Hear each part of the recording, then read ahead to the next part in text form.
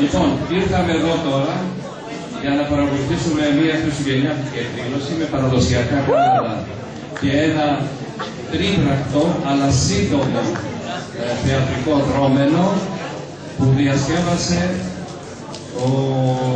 που έγραψε μάλλον μια διασκευή του έργου του Καρούν του Ντίκενς, ο συνάδελφος φιλόλογος ο κύριος Καπώνης, σε συνεργασία με την κυρία Αλεξανδρή.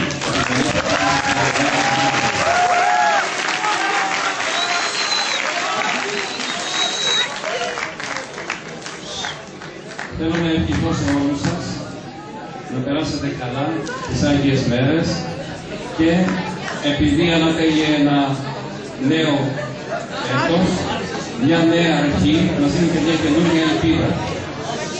Ας φροντίσουμε το νέο έτος να είναι πιο δημιουργικό, πιο παραγωγικό από το προηγούμενο.